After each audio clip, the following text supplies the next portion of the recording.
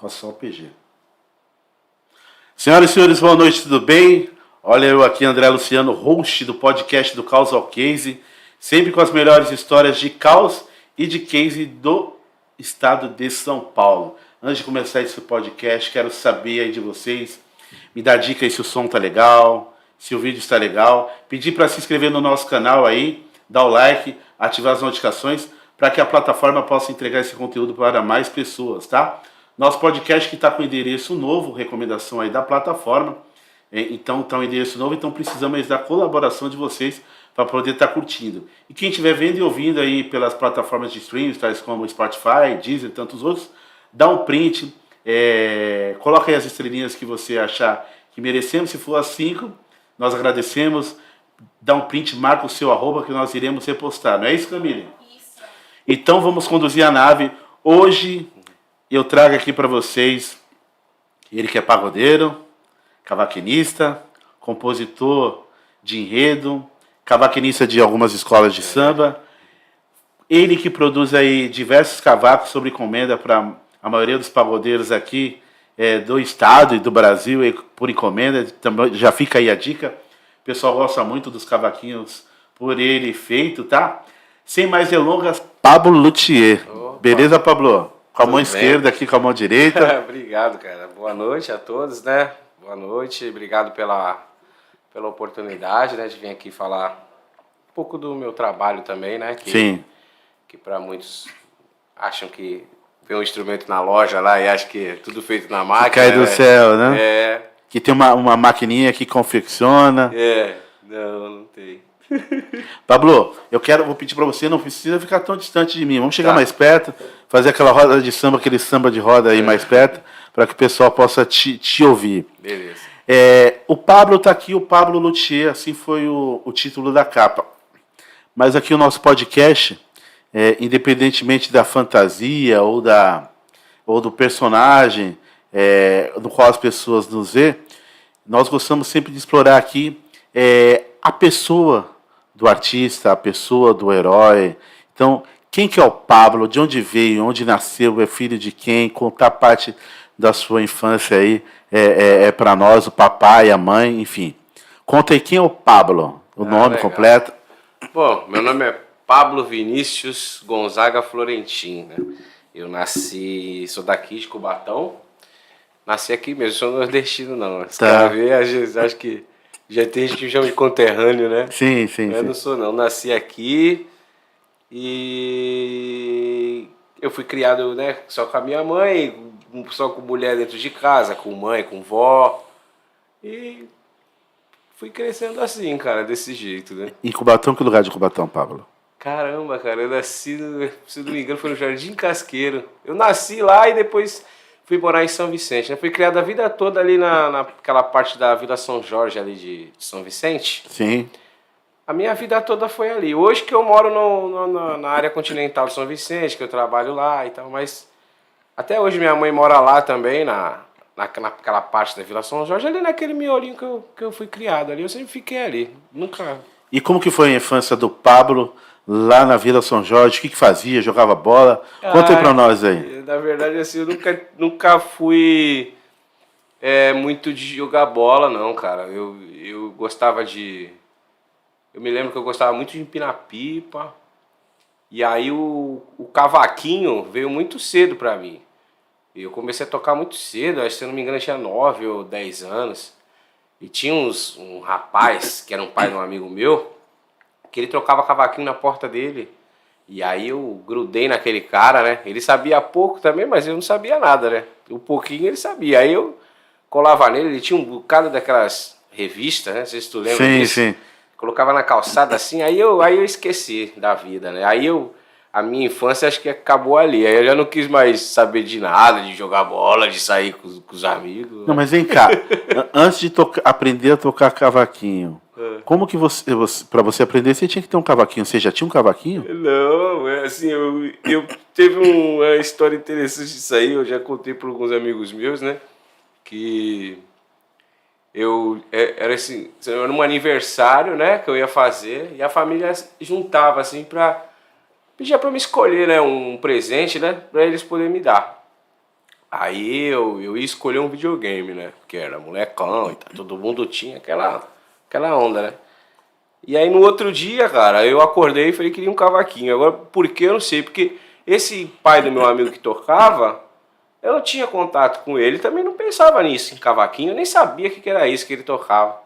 E no outro dia, assim, eu pedi pra minha mãe um cavaquinho, aí todo mundo ficou espantado, falou, pai, por que isso aí? Eu falei, não sei, mãe, eu queria um cavaquinho. Não sei se eu tinha visto na televisão, alguém tocar, não sei dizer ao certo, assim, por causa de quem que foi que eu quis. E aí eles falaram, tá bom. Aí foram lá e compraram o pior cavaquinho que tu pode imaginar, cara, assim. Porque, não porque eles não queriam, assim, eles achavam que eu ia desistir, que é coisa de criança, né? Criança desiste. Falar, vamos dá esse aí, qual que é o mais barato, né? Tipo assim, dá pra ele, eu acho que vai passar um mês, dois, ele vai desistir, cara, porque ele vai aprender aonde isso, cara, né?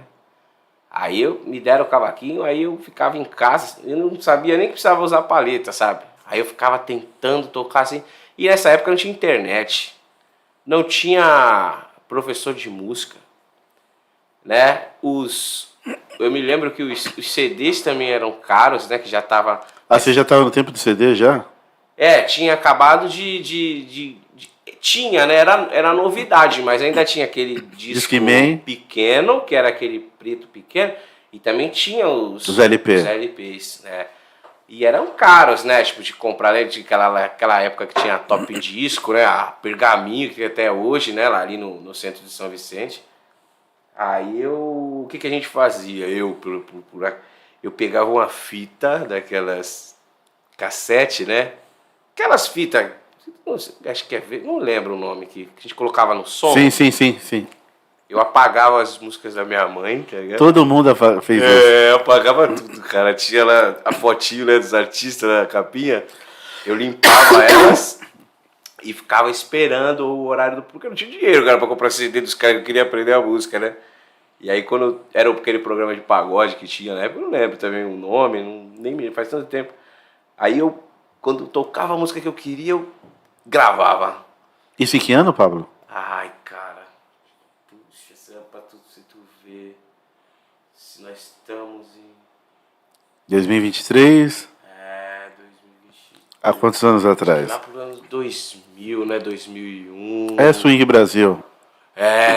Por aí. Aí eu tinha uma raiva, cara, que às vezes tinha uma parte específica da música, aí E a fita... o locutor ia lá e falava alguma coisa, né? Senão ele cortava a música antes, cara. Eu queria morrer com aquilo, que às vezes era aquele detalhe que a gente queria. E eu aprendi assim como muitos nessa época, né? Acho que era muito difícil aprender, cara. Muito, né? Tinha aquelas revistas que também... Tudo custava dinheiro, né? Custava dinheiro, a minha mãe mesmo, ela comprava, mas não dava pra... Porque eu aprendi aquilo muito rápido, né? Tipo, comprava hoje, aí já acabou, eu preciso de outra. Aí eu falei, pô, todo dia se eu for comprar um negócio desse pra tu, cara, não dá, né? Vai ouvindo aí, vai atrás dos caras, vai... Então, pode dizer que você era um autodidata, então. Sim. Nota, como você aprendeu as notas, a palhetada? Ih, cara, eu aprendi assim... naquela época, tinha um lance que hoje não tem mais, né? Que quem sabia um pouco não queria... Ficava escondendo o braço do instrumento. E se tu perguntasse, o pessoal não falava. Como tu faz isso? E tal, eu, cara, se vira aí, dá teu jeito. Mas você em São Vicente ali, você tinha uma fonte bacana, porque nessa época aí, eu bati lata nessa época, né?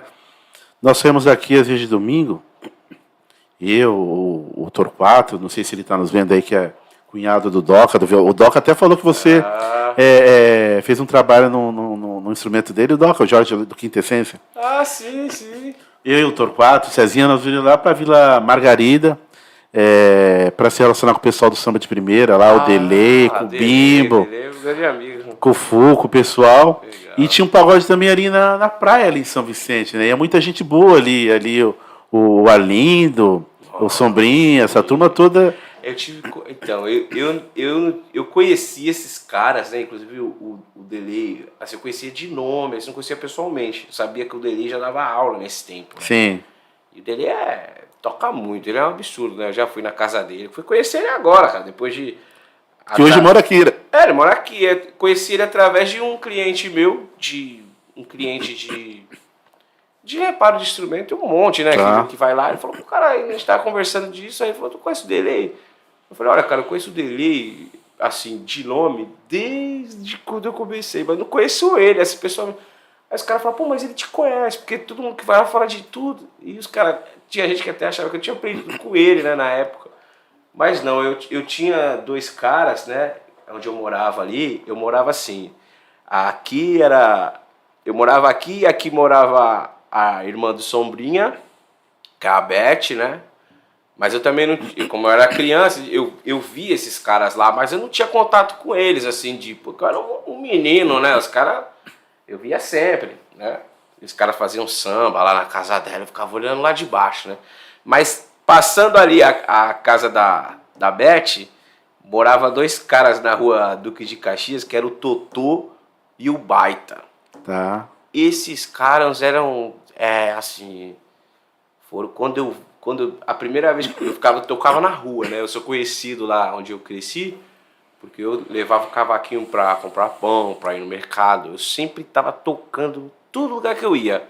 O pessoal já me conhecia. Colocando a mulher que é profissional. Não, eu não tinha nem capa pra ver o cavaquinho, cara. Eu levava e...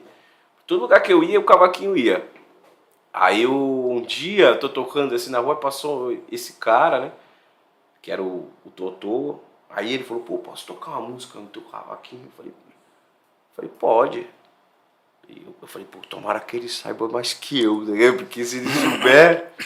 Aí, pô, a primeira vez que ele tocou, eu fiquei encantado. doido. Aí eu ficava olhando onde que era que ele morava, né? Eu deixei ele tocar até, tipo assim, eu era novo, não podia chegar tarde em casa, né? Mas eu fiquei aquele dia sumido de casa, assim, só pra ver o cara ficar tocando. E quando ele tocava, tudo que ele fazia eu aprendia. Porque eu não sabia se eu ia ver ele de novo. Então eu prestava atenção em cada detalhe. E eu conseguia depois reproduzir grande parte daquilo.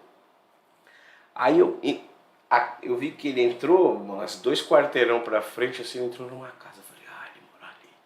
Amanhã eu vou lá. Baita o nome. O Totô era os dois irmãos. O pessoal do samba antigo aí conhece esses caras com certeza. Tá. Né? O Baita, esses dias eu não sei quem foi que postou uma foto do Baita. Os dois já são finados, né? O Baita andava junto com esses caras tudo na época no Cacique. Na época que o Cacique de Ramos era... Tem foto dele lá com o Zeca, com os caras. O Sombrinha levava muita gente daqui, né? Levava. E trazia muita gente de lá pra cá. O Sombrinha era daqui, né? Sim. Ele foi pra lá, pelo que eu sei a história dele, ele foi pra lá e acabou ficando, né, cara? O Baita também, ele era daqui... Ele tinha um grupo aqui, que se eu não me engano, o nome era Explosão do Pagode, tinha composição com o Luiz Carlos da Vila. Era um cara muito relacionado, assim, no meio, né? No meio de sim, mas no samba. No núcleo duro, na origem, na fonte, né? Ele só não foi um cara que, assim, que chegou a acontecer, assim, pra explodir pra todo mundo conhecer. Mas a gente que toca, quando a gente fala, assim, todo mundo sabe quem é. Não tem como saber, porque ele tinha aquela voz gravona dele, o jeito de tocar cavaquinho dele, que era legal, sabe? Aquele jeito antigo. E esses camaradas com a voz grave, eles acabam marcando, porque hoje você tem aí o Jorge, né? É o Jorge Aragão. E mas antigamente era muito parecido com o Jorge. Sim, era você tinha o Vladimir do Redenção. Sim, Eu cruzei fronteira só por causa. Então marcava muito. O samba ele era mais cantado nessas bases. Hoje que ele está mais na tônica, nessas notas mais altas aí, até por questões comerciais e para poder acompanhar esses instrumentos de metais e pianos, outras coisas que foram colocadas. Mas antigamente ele era do médio pro grave, né? Legal, era soprano, baixo, tinha vez no samba. E eu já comecei assim, a minha introdução, né, no instrumento e com a rapaziada que eu conheci, os caras eram sambistas, tá ligado? Tipo assim, eu não tive contato com, assim... Eu até aprendi na época uns pagodes que era daquela época e tal, mas A minha paixão, assim, era o samba velho. Sempre foi. Quando eu vi os caras cantar, e era uma coisa que tu não via em qualquer lugar. Os caras cantavam umas coisas. Eu falei, pô, onde que é essa música, cara? Eu nunca ouvi essa música. Falei, pô, essa música aí. E os caras mais velhos sempre explicavam, né? E aí a gente ficava... A história da música, né? Claro, os caras falavam o nome do compositor que a gente também não conhecia. Hoje em dia a gente conhece tudo, cara. Pega o telefone, eu falo uma música pra você, você vai lá, coloca e tá lá. Antigamente era raro, cara. Os caras... Tinha gente que tinha em casa, não sei se tu já viu, tipo, os caras colecionavam coisas, né? Aí tu perguntava, pô, tu tem fulano de... Cara, pô, tenho. Pô, tu me empresta? Não. Os caras me emprestavam. Tipo assim, se tu quiser, vem um dia aí que eu tiver com paciência, eu ponho aí pra tu ouvir aí. Tu fica o tempo aí, ouve, vê se tu aprende. A gente escrevia, né, assim, no caderno a letra, porque não dava pra escutar muito tempo, porque a gente tava na casa dos outros, né, também, então tinha que... Volta a fitinha, escreve, volta a fita, escreve. Era muito legal, cara. Aquele tempo ali, eu acho que aprendia mesmo assim o instrumento quem amava muito, porque hoje em dia assim, muita gente toca e ninguém é obrigado a tocar para ser profissional. Eu não penso assim, sabe? Às vezes a pessoa gosta do instrumento, às vezes porque o instrumento eu vejo que é um modo de... Quem toca um instrumento, né, principalmente o de corda, que eu toco instrumento de corda, e aquele momento que o cara tá tocando, ele esquece tudo. Quando eles extravasaram. Não, é o momento que ele tá tocando, tá ele e o instrumento, e mais nada. O cara não lembra se tem conta, se tem... Depois volta tudo, aí volta ao normal, mas aqui... E muita gente não tem isso, né? A pessoa vive com aquela carga, né, dos problemas todo dia, de dia e de noite, dorme, aí quando dorme esquece, aí quando abre o olho já tá lembrando, né? E o instrumento faz isso, né? Não precisa nem estar junto de assim, fazer... O cara em casa mesmo, às vezes o cara tá tocando ali, pronto, às vezes uma horinha, o cara fica meia hora, já aliviou, né? Já é muito legal. O instrumento eu acho que é uma coisa espiritual, né? Tá. Aí você começou a tocar com 9 anos. E chegou a participar de algum grupo lá em São Vicente, alguma coisa? Ah, um monte. E como, vem cá, o pessoal que te deu os instrumentos, como que foi a família depois, a mãe e o pessoal, se arrependeu de ter te dado o instrumento, que o instrumento foi seu passaporte pra rua, então? Foi, cara, caramba, é mó legal isso, porque, assim, eu vou falar um negócio assim, que às vezes a minha família... Conta tudo. Quando eu tava... A família tá vendo, não? Tá, deve estar. Quando eu tava aprendendo, era muito chato, né, assim, porque, pô, tu imagina um cara dentro de casa com um cavaquinho e tu sabe que tem uma novela atrás da outra. Eu já acordava com o cavaquinho na mão e só largava quando eu ia dormir, né? E não tocava nada. Aquele só batendo. Chato, ninguém aguentava. Aí o pessoal me mandava pra rua. Eu falava, cara, vai, para, tu não tá escutando o que tu tá fazendo, cara, né? Tipo assim. E atrapalhava a novela e tal, essas coisas, né? A família... Depois, quando eu comecei a tocar, que não demorou muito, eu comecei a tocar de noite mesmo, assim, profissionalmente, assim. Vamos contar pra todo mundo, Pablo. Chega um pouquinho mais perto, você... Na noite mesmo, assim, pra ganhar dinheiro, eu era muito novo, cara. Eu tinha 13 anos. 13 anos já ia um cara na minha casa. Pra fazer freelance ou trocar em algum grupo? Tocar mesmo, cara. Que grupo, você lembra, não? Com 13 anos? Nossa, cara, era uma rapaziada que tinha ali na Vila Cascatinha, que eles já eram velhos. Tá. E eles tocavam bem, sabe, assim, tocavam... Faziam muito esse lance de casamento, coisas... Tá. Tocavam quase todo dia os caras. Aí eu falei assim, eles me chamaram pra tocar cavaquinho com eles, eu também enchi o saco, né, pra entrar, né, no meio dos caras. Só que os caras falaram, pô, mas ele é... Como é que nós vai levar ele, cara? O cara tem 13 anos, cara, vai fazer 14, eu não vai levar ele aonde, cara? Eu falei, pô, mas se tu for lá pedir pra minha mãe, ela deixa, né, e tal. Aí o cara foi lá, aí no começo eu tinha que pedir. A minha falou, ó, eu vou levar ele, nós vamos chegar tarde, mas eu vou trazer ele aqui, ele vai receber um dinheirinho.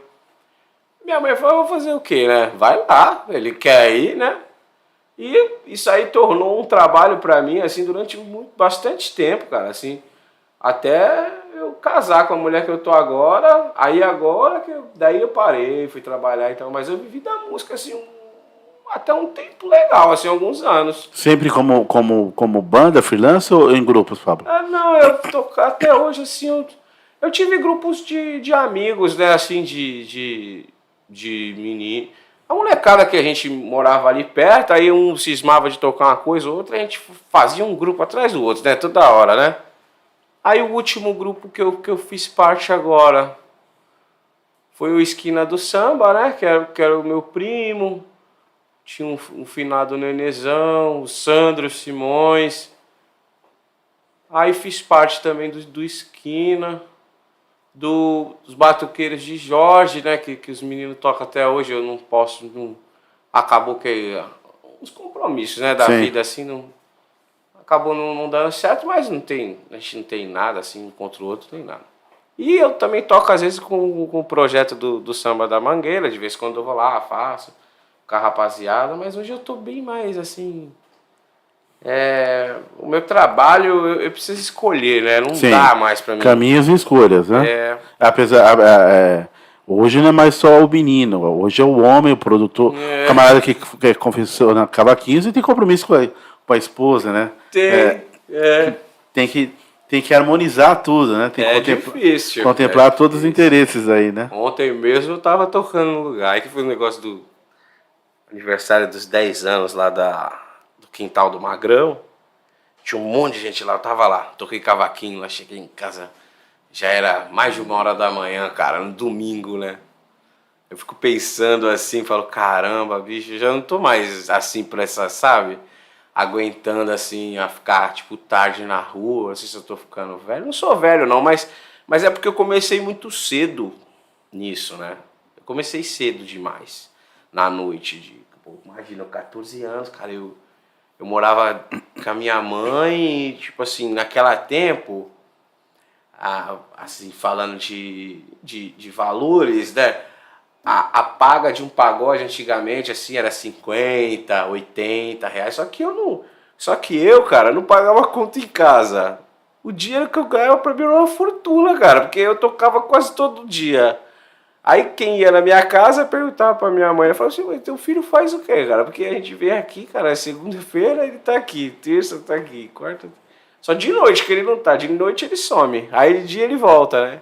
E até hoje, tanto esse lance de músico, como o trabalho que eu faço, quando eu falo minha profissão para as pessoas, fala, pô, você faz o quê? Aí eu falo o que eu faço, e as pessoas, tá, mas e mais o quê? Né? Porque para muitos isso não é uma profissão, até né? hoje, claro, mudou muito, né? Hoje em dia o pessoal até boa parte entende que o cara vai lá, sai na noite, sustenta a família dele, sabe que aquilo ali ele vai investir nos filhos dele, na casa dele. Antigamente o pessoal olhava a gente muito como maluco, sabe? Tipo, tinha preconceito, né?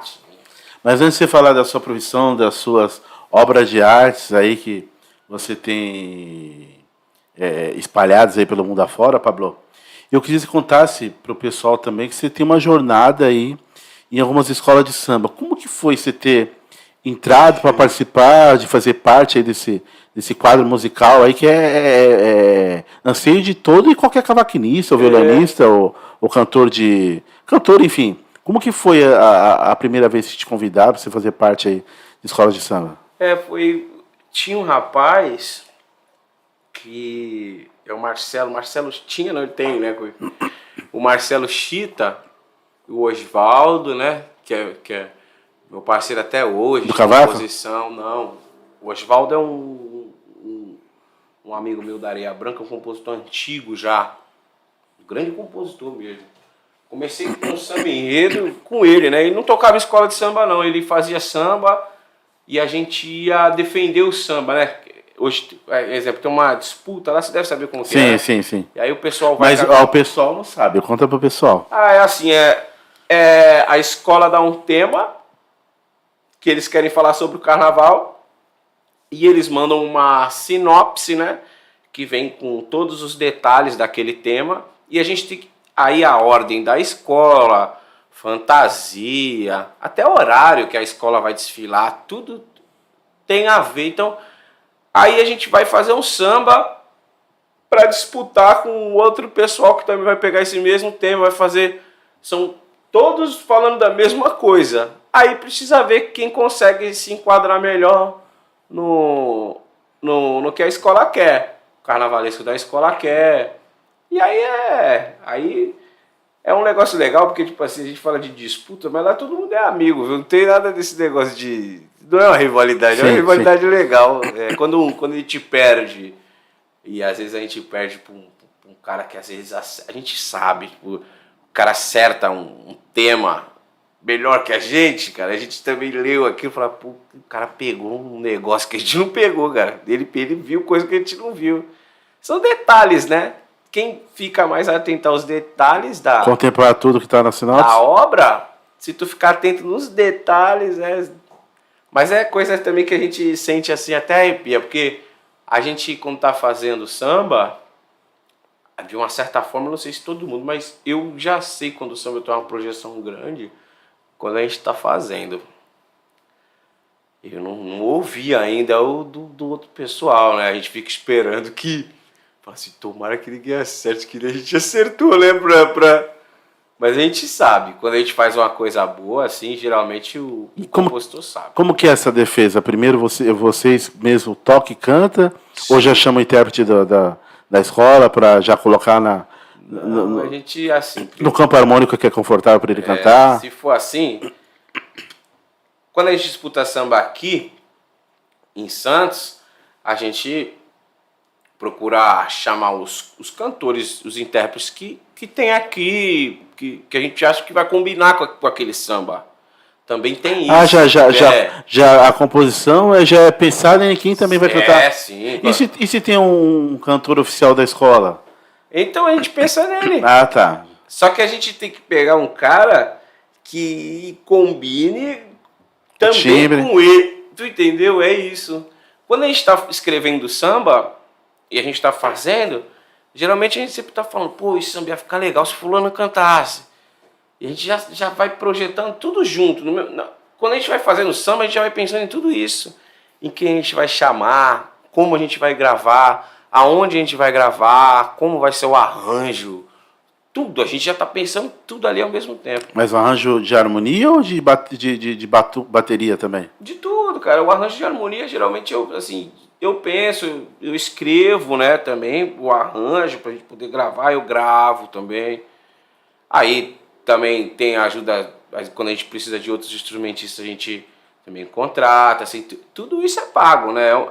É uma diversão, cara. Porque, tipo assim, às vezes, cara, o dinheiro que, vamos supor, tem um prêmio lá, só que tu vai entrar numa disputa que tu não sabe se tu vai ganhar. Então tudo é muito caro. Um exemplo, se tu vai hoje gravar, assim, fazer um samba em São Paulo, é muito caro. Tu vai gravar num estúdio em São Paulo, pegar uns músicos bons em São Paulo para fazer, porque se levar daqui para lá também acaba ficando mais caro. A locomoção. Aí, às vezes, a gente vai contratar, vamos supor, um cantor do Rio de Janeiro para gravar a obra, um cantor paulistano que tenha destaque no meio do carnaval lá, senão assim, dificilmente você vai chamar a atenção.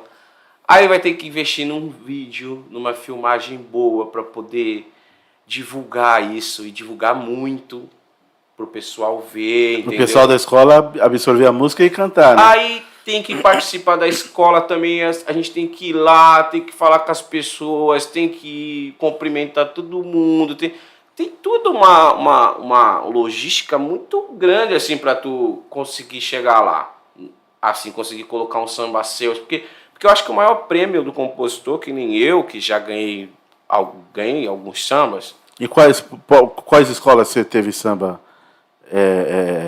Ai, cara, aqui em Santos eu tenho bastante. Em Santos, Unidos dos Morros, União Imperial, Zona Noroeste. A gente tem um samba com a União Imperial que ela ganhou o carnaval depois de 20 anos com um samba que a gente escreveu. Aí tem um samba da Zona Noroeste que é nosso também, que foi o primeiro samba do Brasil a parar dentro da escola, da sala de aula, foi mostrado para os alunos da escola, porque o samba enredo, ele é uma história verdadeira, assim. A gente pega as coisas que aconteceram, né? Tem também umas sátiras lá, mas geralmente a gente trabalha muito com a história do negro, história de periferia, do pobre, da favela, dessas coisas. A gente retrata muitas vezes essas coisas. E a gente conseguiu falar de uma forma, que nesse samba da Zona Noroeste, falar da favela de um jeito que ninguém imaginava, que todo mundo acha que a gente ia falar. Como que a gente vai falar desse povo, né? Tipo assim, que lá tem violência. E como tu vai falar um samba disso, cara? Retratando, sendo fidedigno, não vai assustar, né? Tipo assim, pô, porque se a gente for falar a verdade, como é que a gente vai falar a verdade numa música de carnaval? Que carnaval é uma coisa alegre, né? Então, como a gente vai falar um monte de problema desse, cara? Aí tem que falar, porque as pessoas às vezes só vê a parte ruim da coisa, né? Vê as pessoas morando naquela situação e tal, mas não vê que lá também tem um monte de gente boa, que trabalha, a gente tem talento. Então essas coisas que a gente começou a pegar também, né? Que tem muita gente boa em qualquer... Tem gente boa e gente ruim, cara. Tanto lugar bom ou ruim. Isso aí é um fato, né? E ganhei também sambas na Imperatriz. No Rio? Aqui, Imperatriz Alvineira, que chama, né? Que é a escola dos meus amigos ali, que era a Imperatriz da Ilha. Essa escola era de São Vicente, aí eles conseguiram entrar no Carnaval de Santana. É uma escola que eu tenho bastante carinho, assim, que é um monte de amigo meu, a rapaziada é legal, lá é uma família também, né? Legal. Tá. E em São Paulo? Em São Paulo eu disputei em diversas escolas lá, até conseguir ganhar algum, né? Tocando? Tocando, também defendendo samba, no Vai Vai, Mocidade Alegre, Nenê da Vila Matilde. Mas aí eu nunca consegui ganhar. Eu sempre fui lá. Acho que foi assim que eu fui conhecendo o pessoal, né? Eu ia ver, o pessoal, a gente ia se conhecendo. O pessoal, pô, aqueles caras vêm de Santos, cara. E a gente chegava muito perto de ganhar, muitas vezes. Só que sempre faltava alguma coisa e a gente não conseguia. Aí a gente conseguiu ganhar esse samba do ano passado, que foi o samba campeão do acesso paulistano, que é o do Camisa Verde e Branco. E o passado também, que nós ganhamos 2 vezes consecutivas, né, com o mesmo time, né, a mesma rapaziada. Não vou falar para você que foi sorte, porque conforme vai passando o tempo, tudo que tu vai fazendo, a tendência eu acho que é melhorar. No Camisa? E o Camisa Verde e Branco é uma escola assim que tradicionalíssima, né? A gente recebeu elogios assim do Jorge Aragão. Eu não conheço ele pessoalmente, mas ele colocou uma coisa lá para mim, para os meus amigos lá na rede social, que a gente representava ele, falava, pô, essa rapaziada que me representa. O Leandro Learte também gravou um samba da gente, da Rezadeira, do Camisa Verde, colocou no disco dele. Assim que a gente colocou o samba lá, ele já estava rodeando lá para aquele...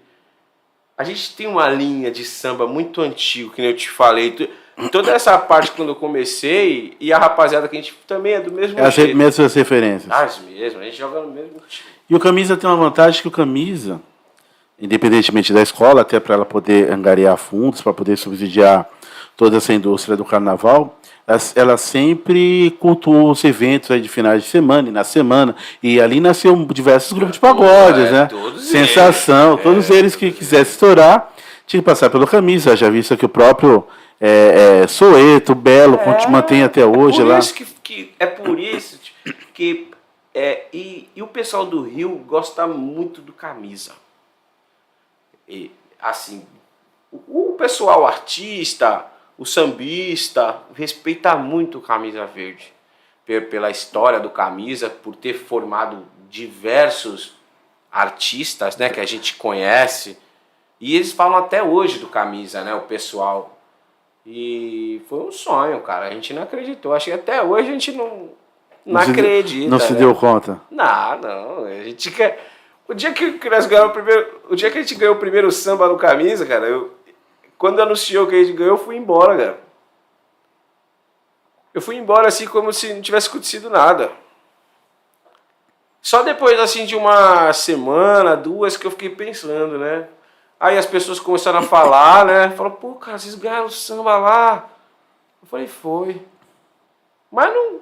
Pra mim, assim, eu vi aquele negócio como uma coisa tão grande, né? Toda vez que eu fui em São Paulo, não só no Camisa, mas em todas as escolas que eu fui em São Paulo, assim, eu achava impossível aquilo, sabe? A gente ia porque gostava, mas difícil, cara. Aí quando a gente via a qualidade que a rapaziada tinha também, justificava a vitória dos caras às vezes, né? Porque os caras eram muito bem preparados, tanto musicalmente como...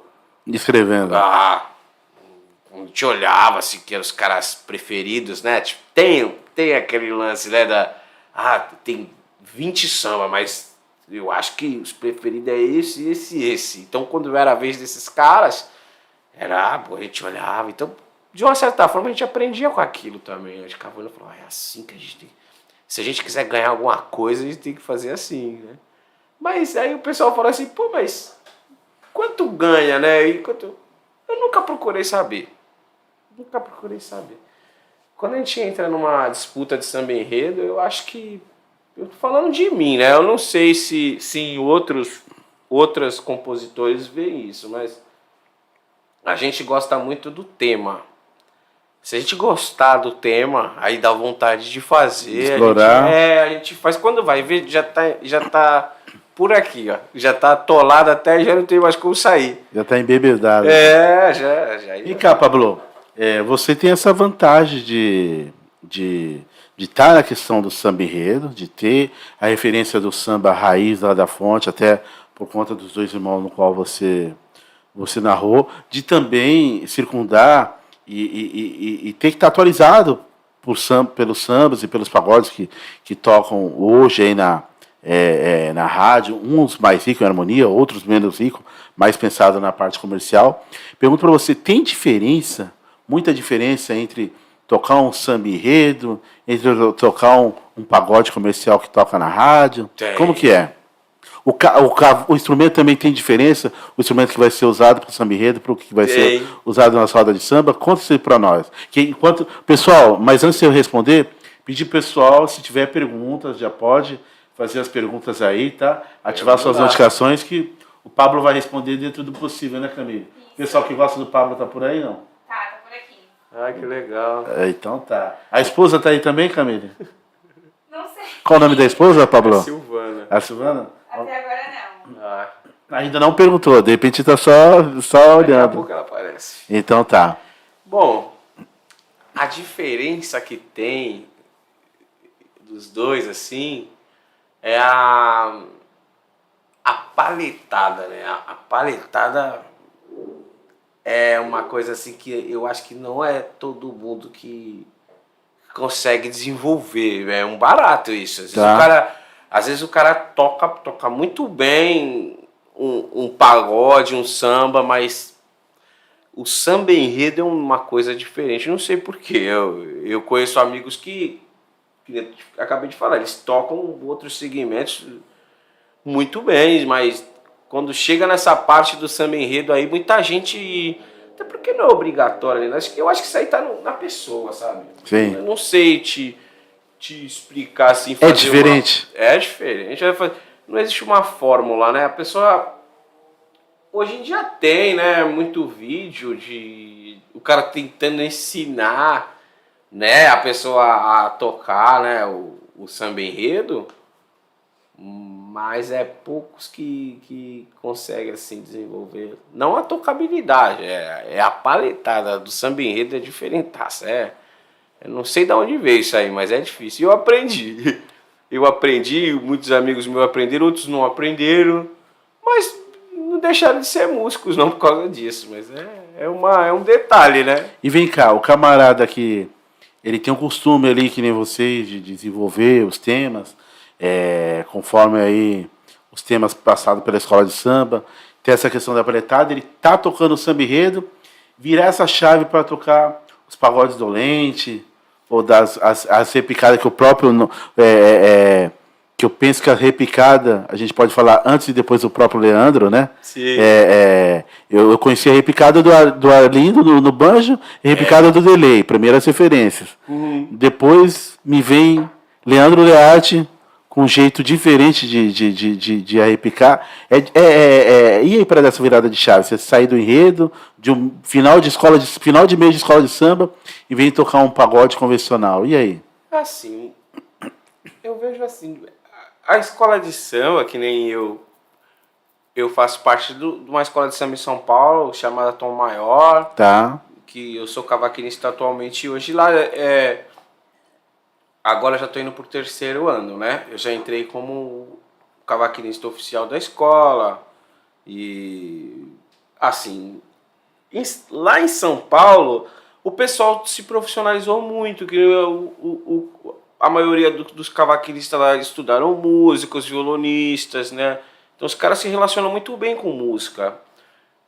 Tanto no escrito como na prática. Tanto que a gente que faz as produções da escola de samba, a gente faz arranjo, a gente que vai no estúdio, que grava, que faz tudo, o pessoal de cada escola de samba em São Paulo faz isso, com o seu próprio time de dar aula musical, né? Tá. Então, para acontecer essa virada de chave, se o cara que... Não vou falar que todos, né? Mas a maioria de quem toca samba enredo assim numa escola de nível profissional é muito fácil de virar de chave. Porque o cara já tem toda aquela informação musical. Hoje em dia a maioria estudou música. Tá democrático, né? Tá, e o pessoal... O pessoal não tá escondendo mais o braço dos instrumentos? Não, cara. Hoje em dia, assim, se tu tiver uma dúvida, hoje em dia, se o cara for músico e ele souber te responder, ele vai te falar, ele não vai tipo assim, eu vou falar alguma coisa errada pra ele. Não, cara, o cara fala mesmo. Se ele não souber, o músico, se souber, ele ensina. Se não souber, ele fala que não sabe. O máximo que ele vai poder fazer pra te ajudar é procurar saber como é que faz pra te mostrar, né? Mas ele não vai falar uma coisa que ele não sabe. Eu aprendi assim, né? Os meus professores falavam assim pra mim. Falavam, pô, às vezes eu fazia perguntas, né? Quando eu tava estudando música... meu professor ficava maluco comigo, cara. Eu ia lá e perguntava só coisas que ele... Faltava arrancar os cabelos, assim. Eu não acredito, cara. De onde tu tirou isso, cara? E ele falava pra mim, cara, na época ele tinha 80 anos de idade. Ele deve estar agora com 84, 85, se não me falha a memória, né? Mas ele falava uma coisa pra mim assim, ele falava assim, eu não sei, mas eu vou procurar saber. Semana que vem eu te mostro. E aí ele ia atrás e conseguia me mostrar como que era. Então eu fui aprendendo esses tipos de... Acho que isso é uma filosofia, né? Do cara, né? O cara, assim, eu acho que quem é músico não é bobo, né? Assim, ao ponto de querer humilhar o outro só porque ele sabe e o outro não sabe, né? Não, se um músico mesmo assim, eu acredito que se ele puder te ajudar, ele não vai te atrapalhar, né?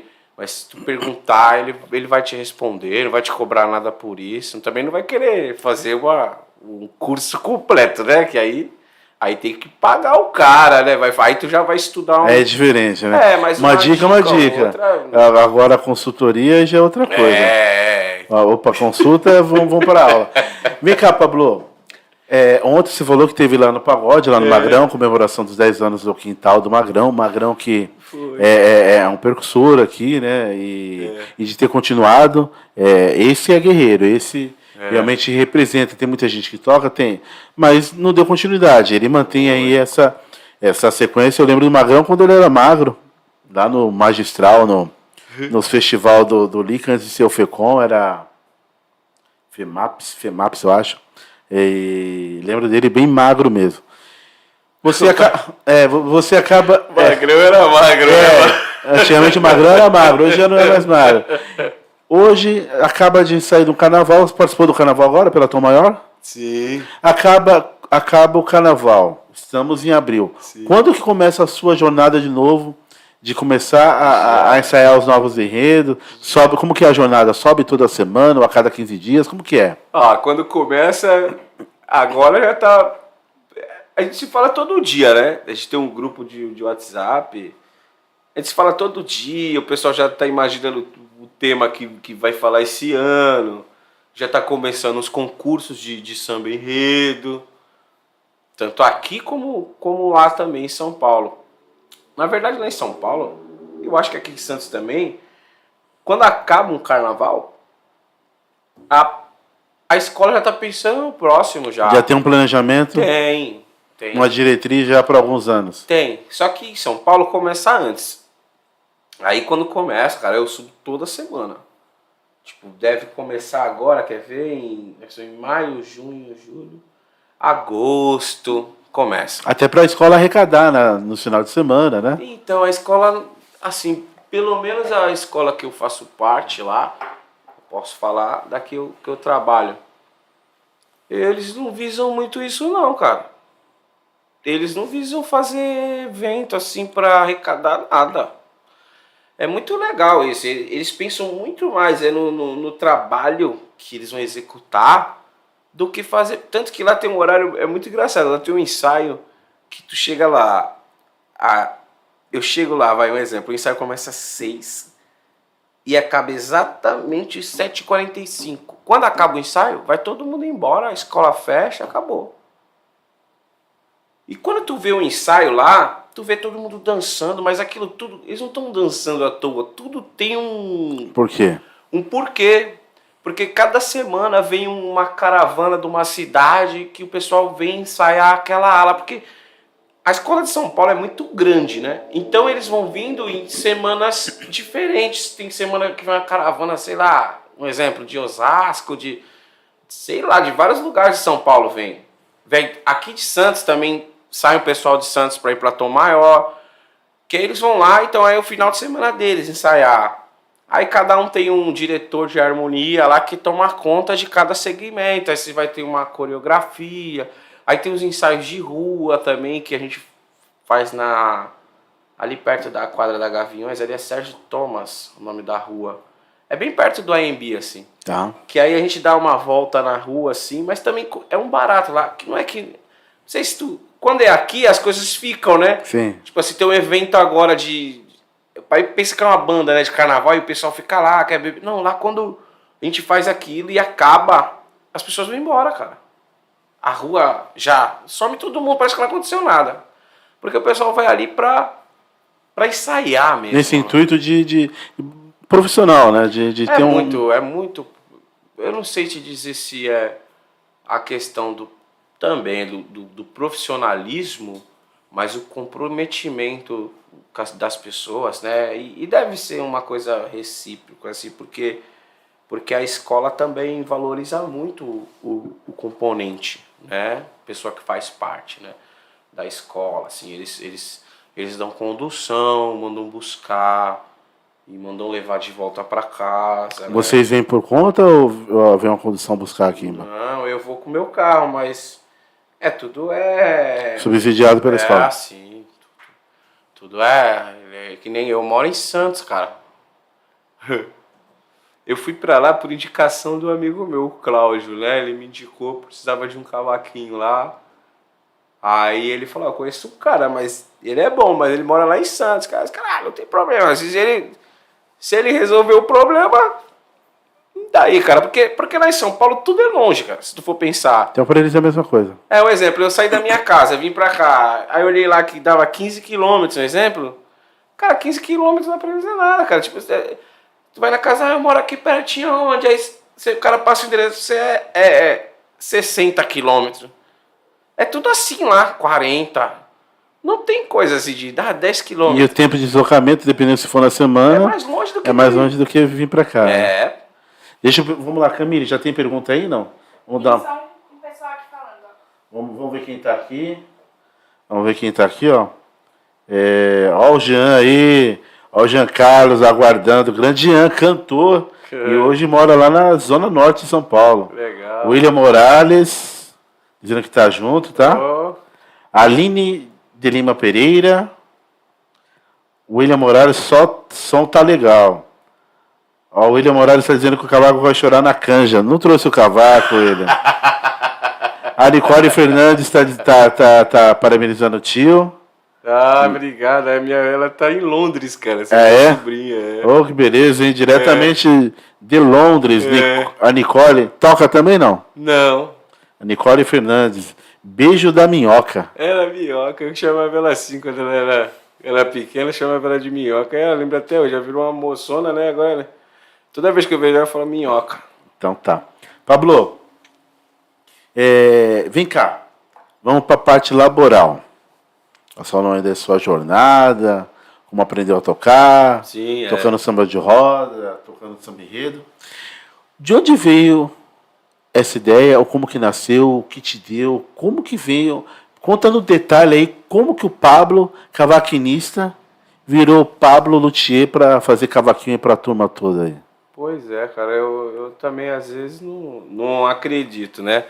Porque eu era um cara que eu ia pra escola e eu passava na loja de instrumentos, eu enchia o saco daquele pessoal da Pergaminho. Tá?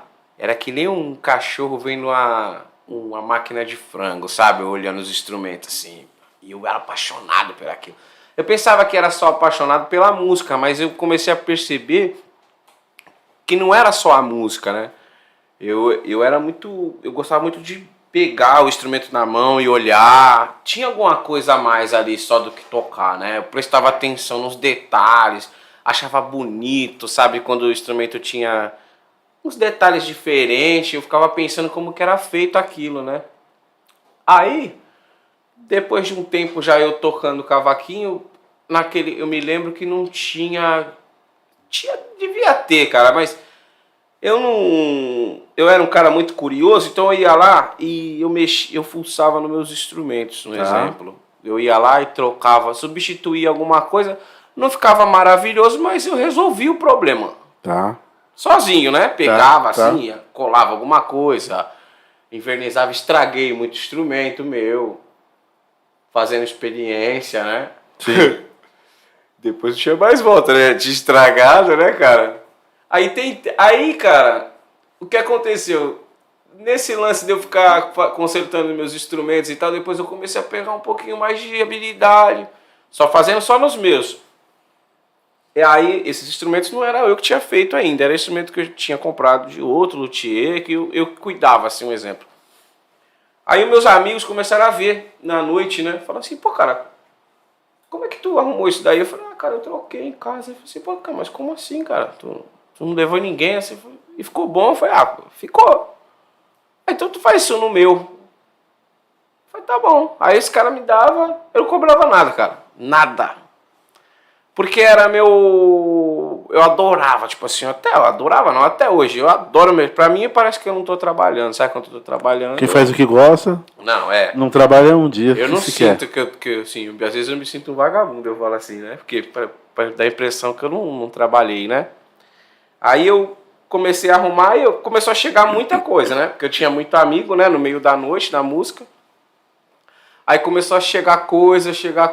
Aí eu falei assim, cara... E começou a chegar trabalho mais complicado e eu nunca disse não. Um exemplo, chegou muito... Eu nunca fiz curso, né? De luteria, de nada. E eu ficava nervoso, assim, que começaram a chegar instrumentos mais caros, né? Com coisas que eu nunca tinha feito. Mais complexos. E eu ficava pensando assim, cara, se eu estragar esse instrumento, eu não sei como que eu vou fazer, né? O que o cara vai pensar de mim. Só que eu sempre falei que tu consegue fazer isso consigo. Eu não sabia, não tinha ideia de como que eu ia fazer aquilo, cara. Mas o que eu fazia? Eu colocava o instrumento na mesa, olhava, cara.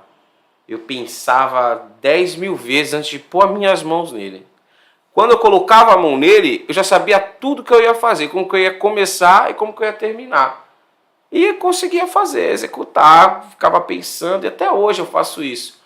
E quando começou o lance de eu confeccionar instrumento mesmo, assim, por encomenda, o primeiro pessoa que combinou com o instrumento dele foi o Balu.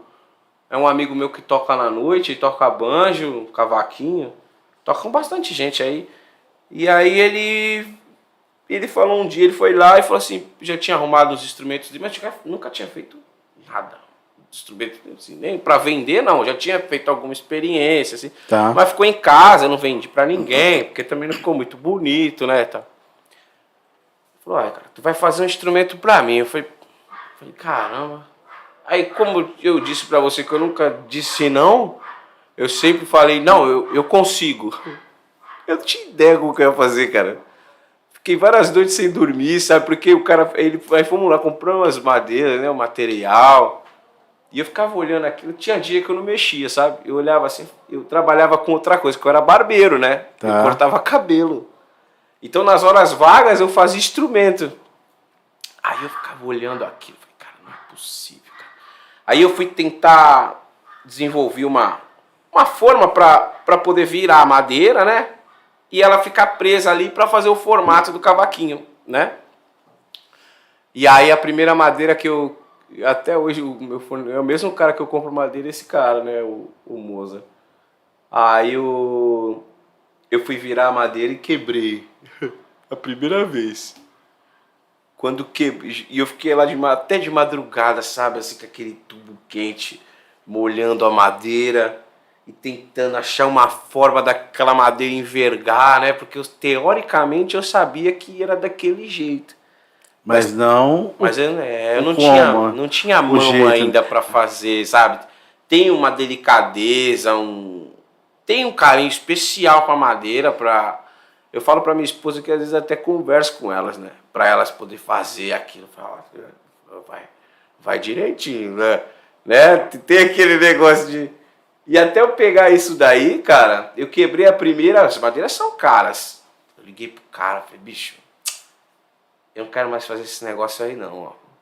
Eu quebrei a madeira aqui, pra mim não dá. Pra quem tinha encomendado? Era pro Balu, cara, mas ele nem sabia disso, ele tá sabendo isso agora até. Eu quase desisti, cara. Falei, não, cara. Aí o meu fornecedor falou assim, não, cara, faz o seguinte, ó.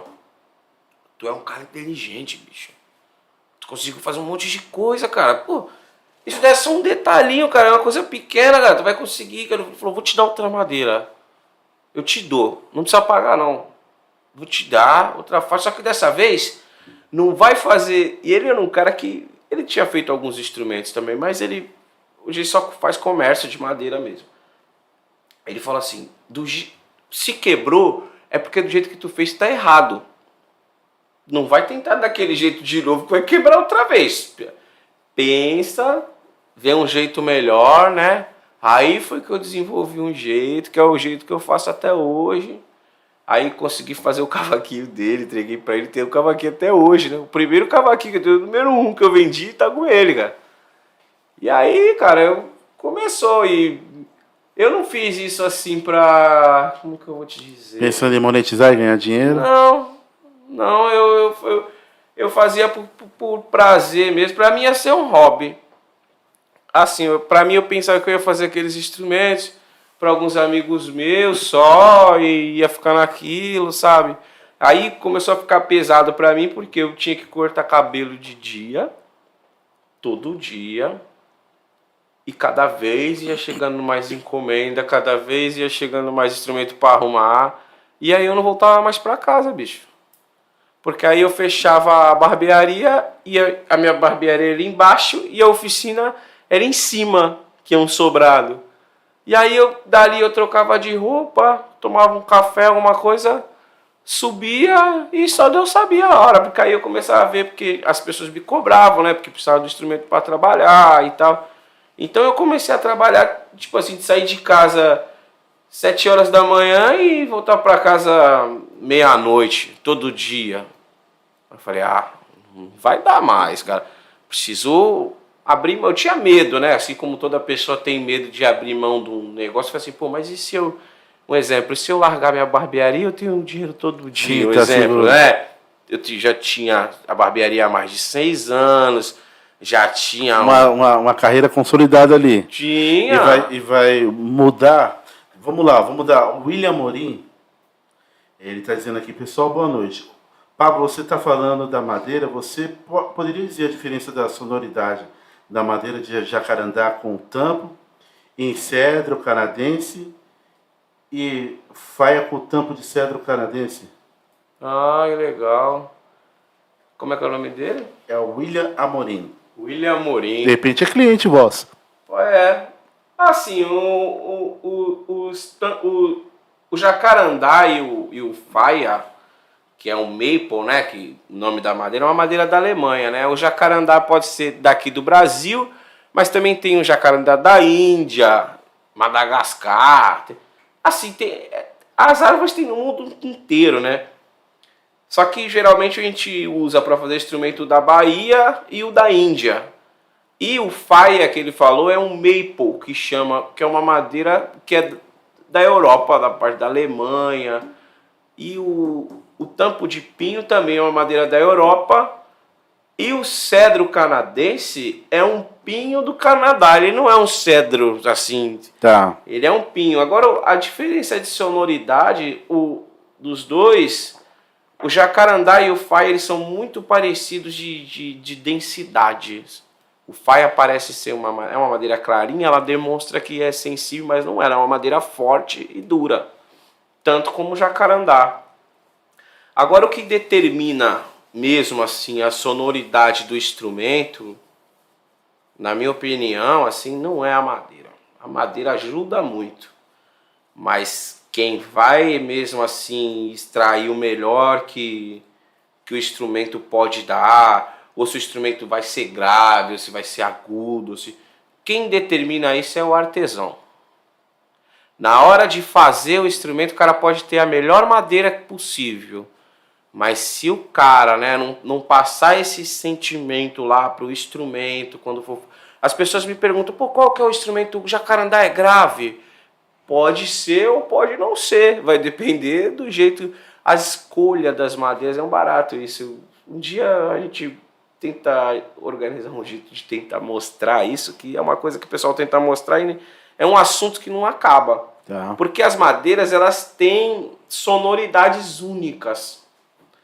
Quando chega a madeira para mim lá, eu classifico. Além do cara que me vendeu classificar, eu classifico outra vez. Porque quando ele classifica, elas estão separadas, né? No caso do tampo. Quando eu colo eles e junto, eu começo a ouvir. E quando você vai lá pedir um instrumento, eu queria um instrumento que fosse grave, eu tenho essa madeira lá já. E eu já tenho, às vezes, o tampo lá separado. E se eu não tiver, eu procuro. Porque cada pessoa, quando a pessoa me pede um instrumento para me fazer, eu procuro atender o que ele quer. Eu faço um monte de perguntas para a pessoa que compra o instrumento de mim que às vezes eles nem imaginam. Coisas de medida, O que ele quer extrair? Braço, distância das cordas, o que é mais confortável, o que é legal, o que não é. Cara, tem tanta coisa assim, é uma infinidade. Até mesmo porque, em tese, quem está indo pedir um cavaco seu por encomenda, em tese já toca, né? Sim, já tem familiaridade com o instrumento, né? Geralmente porque os instrumentos feitos à mão, assim, eles são instrumentos que têm personalidade e são instrumentos profissionais, porque afinam muito bem, tem uma sonoridade boa, o acabamento é bonito, são feitos de madeiras maciças, né? É um instrumento macio de se tocar, é um instrumento que pode ser usado para gravar, para tocar na noite, enfim.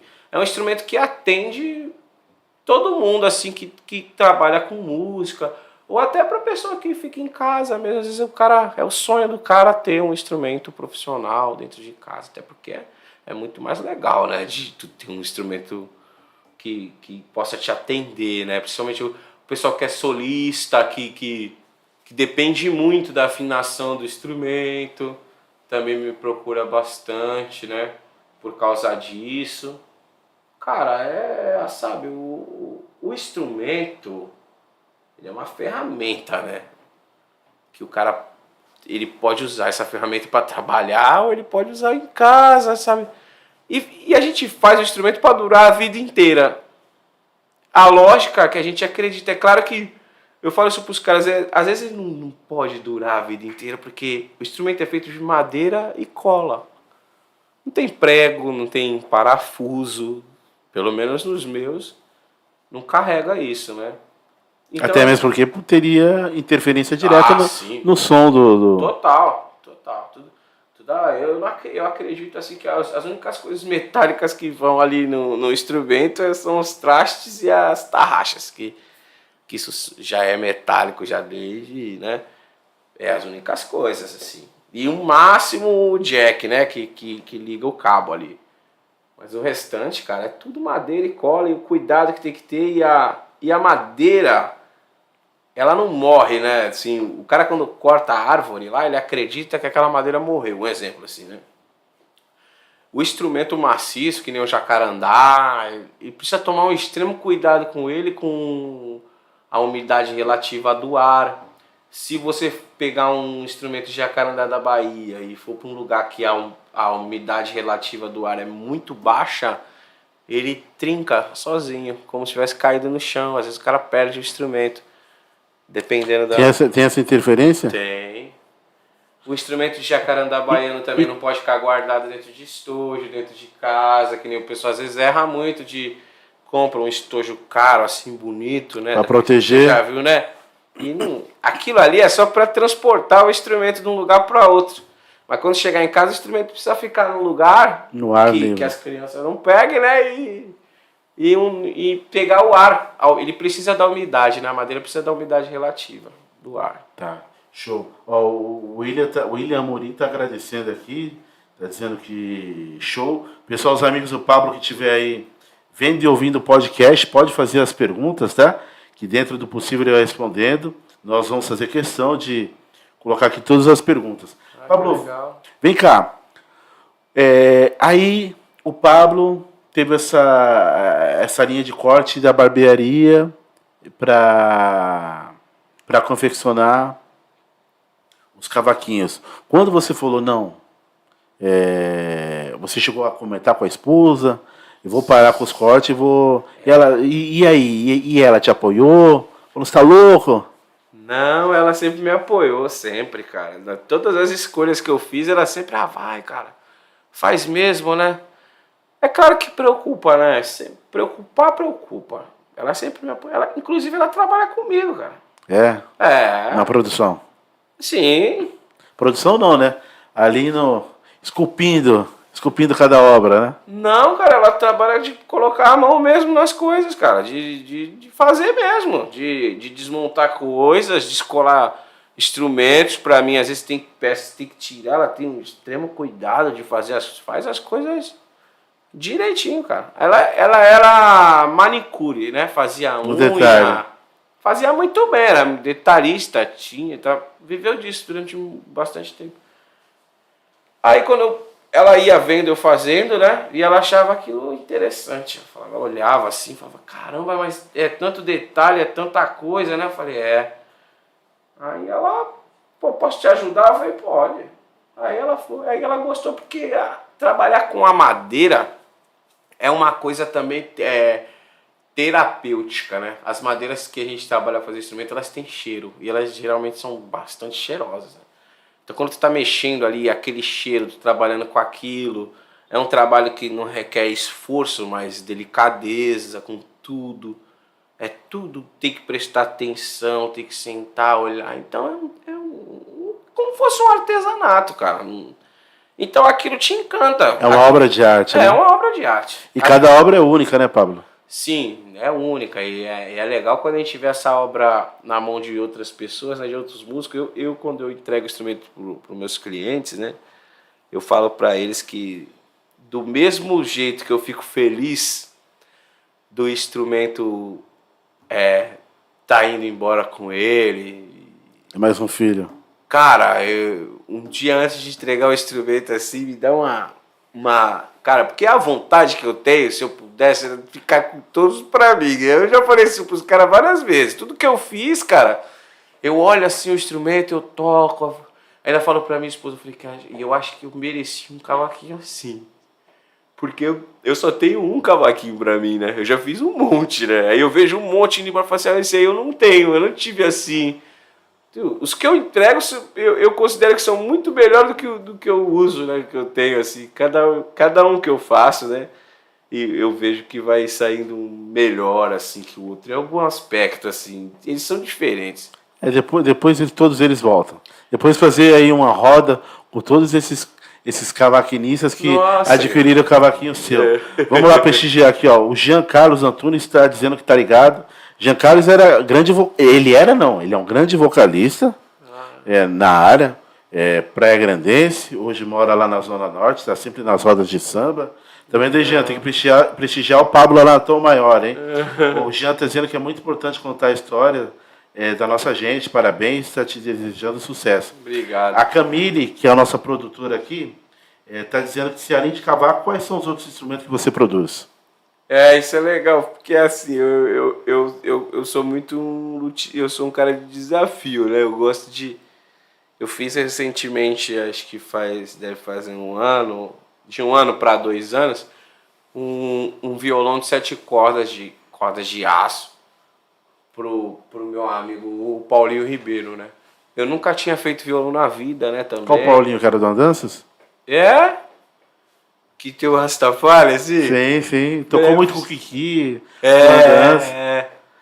Meu amigão. Quando você fala 7 cordas, eu lembro do Arizinho, do Paulinho, e o Doca, que no passado até tocou, mas depois parou, ficou só nas 6 cordas. Sim. O Paulinho... Ou o seu Valdevino, que antigamente tinha o seu Valdevino que tocava. Tem o seu Luizinho também. Tem muita gente, cara. O pai do Ari também tem a violonista. Sim. O seu Dario, né, também, que é um velhinho, um cara antigo já do choro. Mas esse lance do violão foi assim, a gente tava fazendo a gravação no estúdio, e aí os caras, como sabiam que eu fazia cavaquinho, perguntavam muito, né? Pô, e violão, Paulo? Violão? Eu falei, cara, eu não sei não, cara. Acho que violão nunca fiz, cara. Não pesquisa. Aí passou um tempo, eu comecei a... Depois que os caras me falaram isso, comecei a assistir coisas relacionadas com instrumento, com violões, do pessoal construindo violão na Europa, na Espanha. E eu não entendo nada disso, mas eu colocava os vídeos, eu não sabia o que os caras estavam falando, mas o que eles estavam mostrando eu entendia muito bem, né? As etapas que os caras faziam aquilo e tal. E eu fui guardando aquilo na minha cabeça. Falei, acho que isso aí não é muito parecido com o que eu faço já. Aí desenvolvi, eu não tinha nada, né? Fazer o violão, desenvolvi a forma. Chamei o Paulinho para escolher a madeira. Foi muito legal, cara. Ele chamou um fornecedor, escolheu uma madeira. Falei, essa aqui é mais bonita. Vamos pôr isso daqui, isso aqui. Então já idealizou? Já viu o violão pronto ali. Era tudo uns pedaços de pau, cara. E foi o seu primeiro violão? Foi. E aí, ele gostou da sonoridade? Ele adorou, cara. Ele gosta tanto assim que o pessoal brinca assim que ele não leva nem o violão na rua, né, cara? Ele no máximo leva o violão no estúdio, assim, toca em casa, sabe? Pra gente fazer o vídeo, pra divulgar o violão foi uma briga, cara, porque demorou, assim, ele ficou com aquele lance, acho que ele ficou um lance dele com o violão dentro de casa e tal, que... Quando ele viu o violão, antes de estar pronto, ele já achou, ele falou, cara, se tu me entregasse o violão assim, eu falei, não, mas não tá pronto ainda, ainda falta uma... Ele falou, cara, sabe o que eu já vi aí, já... Ele ainda falou pra mim no dia, ele falou assim, pô, tu não sabe o que tu... Eu lembro até hoje ele falando assim, ele falou assim, pô, tu não sabe o que tu fez, cara. Pô, cara, tu fez um violão, meu irmão, de 7 cordas, tá ligado? Pode crer, cara, fiz mesmo. Fiz assim sem nada, sabe? Assim, tudo criado da cabeça mesmo, de ficar pensando como que ia ser cada detalhe. Eu sei lá, acho que a gente que faz não sabe explicar como. Isso é Deus, É rapaz. Deus, Isso é Deus. Ele tem um propósito para cada um de nós e acaba orando ali e acaba desenvolvendo. Cada um tem um dom, né? Ainda bem que usa esse dom para o bem. Vamos lá, ó. Coisas de família. Será que é esposa? Nosso orgulho, meu amor, estamos aqui torcendo por você. Qual o nome da esposa? É Silvana. Silvana, manda um beijo aí pra Silvana. Um beijo, meu amor. Um beijão. A Silvana que é a outra luthier, então. Silvana Luthier. O Aníbal Neto está dizendo, Pablo, um grande amigo, grande cavaquinista. Que legal. Desde pequeno. Forte abraço e sucesso. Aníbal Neto, conhece não? Conheço, cara. Esse daí era um cara que a gente teve uma infância grandona junto, né? E ele viu também esse lance aí de... Essa doença que eu tinha pelo cavaquinho, ele acompanhou o tempo todo, assim, na nossa... A gente era bem menino ainda, né, cara? E ele tocava também, não? Cara, ele tentava aprender, tocar as coisas, assim, uma hora ele queria tocar tamborim, outra hora ele queria... Cada hora ele queria uma coisa, sabe? Cara, depois acho que ele acabou desistindo e... Mas gosta muito, ele deve gostar muito do samba ainda, eu acredito que sim. Aníbal Neto, pessoal da infância. Pedir pro pessoal aí, pros amigos do Pablo que tá aí vendo e ouvindo aí o nosso podcast, aproveitar e já se inscrever no nosso canal, dá o like aí, compartilha já com os amigos do Pablo, que de repente ele esqueceu, tantos amigos aí que tem da infância, que a ideia desse podcast aqui é dar voz para as pessoas normais aqui da nossa região, do estado, mas em especial as pessoas normais que andam na rua, mas que têm um talento, assim como o do Pablo, que é uma referência. Todos os meus amigos aqui do pagode, todo mundo te conhece. O Doca falou, poxa, André, eu tive problema no instrumento, ele foi lá arrumar a questão da captação do som. Daí o Valdeci, pô, que legal, Pablo, tal, conheço. Quando eu postei aqui na rede, o pessoal, todo mundo aí comentando de você. Ser conhecido no meio, Pablo, melhor do que ser conhecido, é ser reconhecido. Você tem noção, cara, do que representa? Porque no passado, quando eu tocava, te mostrei lá o vídeo nosso tocando, o Torquato, que inclusive é cunhado do Doca, aquele cavaco dele foi feito por um luthier que veio do Rio de Janeiro, madeira de jacarandá, tal, aquela coisa toda. Acho que ficou um ano para vir esse cavaco de volta. E era coisa não pensada de ter um luthier aqui na região. Em que você se inspirou? Teve alguém que você aprendeu? Porque tocar, você teve aquela referência do seu amigo. E para produzir esses instrumentos? Produzir um cavaquinho, produzir um violão 7 cordas, teve alguém que te ensinou os primeiros passos, não? Cara, teve um rapaz assim que no começo, ele era um menino que veio, foi morar no Rio de Janeiro, o Vitor, né, o nome dele. Ele me deu umas dicas, cara. Só que na época que ele me deu umas dicas e tal, foi muito rápido, assim, ele veio na minha casa, ele passou uns dias em casa, né, ele morava no Rio, e ele mostrando lá o jeito que ele fazia, pra ele era muito fácil, sabe assim, mas pra mim era impossível, cara, eu olhava aquilo e falei, não é possível. Mas ele não passou de modo didático, ele passou pra você como fazia, mas não pensou que você ia absorver. Não, a intenção, assim, quando ele veio, foi pra me ajudar, que eu queria aprender, mas eu queria aprender por hobby. Eu queria fazer um instrumento pra mim e mais nada. Eu não queria, assim, fazer... Mas os seus pequenos concertos. Assim, cara. Aí, ele veio uma semana, ele foi embora e aí eu acabei desistindo. Eu desisti da loteria, assim, durante um bom tempo, assim. Aí arrumei um emprego, fui trabalhar, ainda não cortava cabelo. Aquele negócio ficou distante pra mim. Eu falei, é muito difícil. É muita coisa, entendeu? E eu não tinha nada, né? Eu comecei a aprender dentro de um quarto, aí... Sei lá, cara, desencanei disso, assim, parei mesmo, assim, até de mexer em instrumento. Depois que eu mudei pra onde eu tô agora, que é ali na área continental que eu moro, eu pedi demissão da empresa que eu trabalhava registrado fazendo reparo automotivo. Eu sempre trabalhei assim nessas coisas de fazer esses serviços de acabamento, sabe? Pintura pequena, coisa, polimento de carro e tal. Eu gostava disso aí também, porque era um trabalho de acabamento, que é muito... Detalhe. Então, toda essa informação que eu tinha, que eu aprendi na oficina, esse trabalho de acabamento automotivo, isso me ajudou também a fazer os instrumentos, porque eu já sabia como lixar, já sabia como segurar uma lixa, para que servia um taco, eu já sabia invernizar, eu já sabia usar uma pistola de pintura. Eu já tinha todas essas informações. É claro que eu não sabia ainda lidar com a madeira. A madeira tem... A chapa de metal é uma coisa, né? Ela fica ali, é muito mais simples. Ela requer um pouquinho, ela aceita um pouquinho mais de força. A madeira, e ainda mais a madeira pro cavaco. Sim. Ela é uma madeira que não aceita. Madeira, cara, tem dias assim que tem madeiras que dia que tá chovendo não é bom mexer. Tem madeiras que dia que tá calor não é bom mexer. Tem madeira que se tu lixar demais, ela esquenta, ela fecha assim de um jeito que a lixa escorrega em cima e não tira nada dela.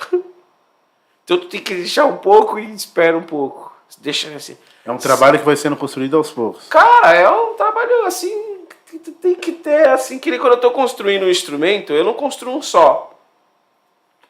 Eu sempre tô construindo assim, às vezes 5, 6, já de uma vez. E junto com isso também eu tô consertando os instrumentos que chegam dos caras. Às vezes os caras chegam lá com um instrumento que parece que foi emergência médica. Você viu isso? Os caras chegam com ele na mão e falam, cara, pelo amor de Deus, eu só tenho esse daqui, então tu tem que dar um jeito, então eu tenho que dar o meu jeito de conseguir ajudar os caras, né? E no meio de toda essa confusão aí, fazendo um monte de instrumento, o que eu faço? Tem o lance das colas, né, que demora... Um exemplo, se tu for fazer pra curar, pra colar. Se tu for fazer um instrumento só, tu vai colar uma peça hoje e só amanhã tu vai mexer de novo. Então vai ter dia, cara, que se tu não fizer mais instrumentos, tu vai ficar parado, porque tu vai trabalhar 5 minutos, tu vai ali, passa a cola numa peça, prende e vai embora. Aí amanhã tu vai colar outra peça e tu já pensou? Então, é assim que funciona. Os instrumentos ficam dentro da forma lá, e aí eu vou colando as peças deles e aí coloco eles pra lá e aí amanhã eu mexo. Enquanto aquele tá secando, eu pego o outro, venho, faço outro processo, porque também eu não gosto de fazer, um exemplo assim, eu não gosto de pegar um dia e fazer, hoje eu vou fazer só os fundos dos instrumentos, hoje eu vou fazer os tampos. Eu não gosto, eu gosto de fazer uma coisa e depois, porque torna chato, sabe? Fica repetitivo, eu não gosto. Eu gosto de fazer uma coisa agora, aí daqui a pouco eu faço um braço de instrumento, daqui a pouco eu faço uma coisa na lateral. Quando eu vou ver, já está quase tudo encaminhado. Aí quando vai fazer a montagem é um pouquinho mais rápido. Hoje eu já faço muito mais rápido do que quando eu comecei, cara. Quando eu comecei era o começo, né? Tá. Deixa eu fazer uma pergunta aqui. Antes de fazer a pergunta, o William Morales está dizendo aqui, irmão, torço por você. Tamo junto. Ideia de reunir cavaquinho, vai ser muito bom fazer a resenha e a roda de samba. Que eu falei de reunir os cavaquinistas no qual você já produziu instrumento. Quando você começou, como que você fez para fazer a divisão ali esqueci o nome. Da escala? Isso, das escalas, pro pessoal. Porque a música é matemática, né? É soma de escalas cromáticas. Como que você fez? E até e também aproveitar a mesma pergunta pro violão, para você poder fazer esse espaçamento das escalas. Então, cara, isso daí até se eu não me engano, acho que na década de 80, até começo de 90, tinha muito instrumento que não afinava mesmo. Por causa quem desenvolveu esse cálculo aí, eu não me lembro o nome dele agora, mas esse cara, eu não sei se ele era um físico, não estou me lembrando agora, mas ele desenvolveu o espaço da corda, o comprimento e a distância de cada traste, do começo aqui do osso do instrumento lá para onde ele fica preso lá no começo do instrumento lá, o capotrasto. Elas são equações de divisão. E é uma divisão. Hoje eu não faço. É uma coisa muito. É matemática pura, né? O que eu fiz? Quando eu fiz a minha, em vez de ficar fazendo todos esses cálculos e coisas malucas e tal, eu simplesmente procurei um instrumento que afinasse muito bem. E aí eu encontrei um instrumento que afinava muito bem, assim, e o que eu fiz? Eu não inventei a roda, cara. Eu fui lá e medi, fiz uma régua e desenvolvi porque o luthier, cara, assim, ele tem que fazer as ferramentas. Isso que é uma coisa que às vezes não existe ferramenta. Hoje tem, tipo, ferramenta para loteria, que vem de fora, é um site de fora, não é barato, né? As coisas são caras. Os caras desenvolveram às vezes uma ferramentinha assim, custa um absurdo, cara, que é uma coisa boba que tu vai ali e tu mesmo faz, cara. Tu pega ali uma horinha do teu dia eu desenvolvi várias ferramentas. Tudo que eu tenho, eu fiz. E eu tenho um olho assim, às vezes eu vou nas lojas de ferramenta, eu acho umas coisas assim que, às vezes eu compro eu vejo um martelo lá. Pô, mas pra que tu quer esse martelo? Na minha cabeça eu já imaginei pra que é que eu vou usar aquilo. Ou uma serra, ou uma broca, ou uma... Eu já tenho destino na minha cabeça para aquilo, adaptar. Tudo é adaptado, né? Adaptado. Porque não tem ferramenta específica para o luthier aqui local estar usando. Não. Porque não existe a escola do luthier, porque isso é uma arte, né? Hoje tem uma faculdade disso em Santa Catarina, né? Tá. Porque a luteria hoje começou a virar um trabalho, assim, que a pessoa... É um trabalho bastante rentável, né? Se você fizer direito, lógico, né? E tiver compromisso, é uma profissão muito legal, muito boa, mas é um sonho. Remunera bem. Sim, remunera bem. E depois, quando o seu nome começa a se projetar, se na projetar, boca das rodas. Isso vai melhorando. Então, e o pessoal viu na faculdade que o luthier, cara, ele é físico, ele é um cientista, muitas vezes, ele é engenheiro, todas essas assim, ele nem sabe disso, mas o pessoal que estuda na faculdade, que montaram uma faculdade de luteria, que eu achei interessante, eles falaram que abrange tudo isso, os cálculos, né, que a gente estava falando aqui, e tem pessoal saindo daqui para ir fazer essa faculdade lá, cara, e isso está virando mesmo uma profissão de verdade, até porque quando a gente falava luthier, você mesmo, acho que... Quando foi que você viu um... 95, 96, que eu ouvi falar. Então, não é uma coisa muito comum, cara. Às vezes as pessoas nem conhecem. Imagina, eu vou num lugar fazer... Qual que é essa profissão? Eu sou luthier. A mulher fala, que é isso? Aí tu vai ter que explicar. Ah, moça, não, é que eu faço instrumento musical. Como assim? Como que tu faz? Né? Tipo assim, é uma coisa que não é muito conhecida. Assim. E vem cá, Pablo, daí você migrou, saiu do salão não, foi abandonando o salão, virou luthier. E para você precificar os seus trabalhos, como que você fez? Olha, assim, quando eu comecei a vender os primeiros instrumentos, eu sou músico e também sou crítico meu também. Eu não gosto de tudo que eu faço também.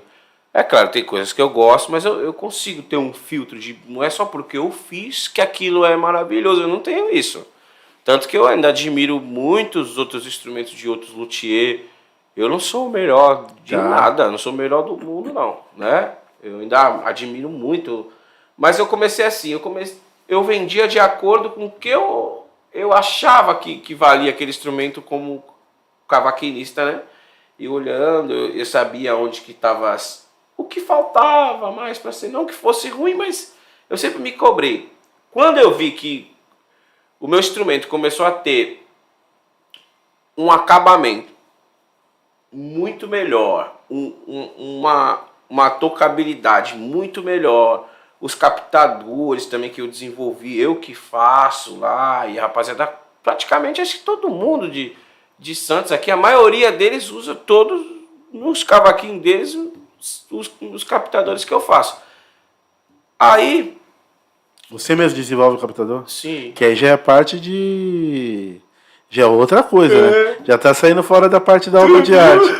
Aí já estamos indo um pouquinho de eletrônica, né? Tu vê, cara? Que barato, né? Eu não fiz nada disso. Eu sou um cara extremamente curioso, assim. Cara, eu não posso ver nada, bicho. Se eu ver, eu vejo o cara fazendo uma coisa, eu falo assim, pô, se eu colocar na minha cabeça que eu consigo fazer aquilo, eu consigo mesmo, né?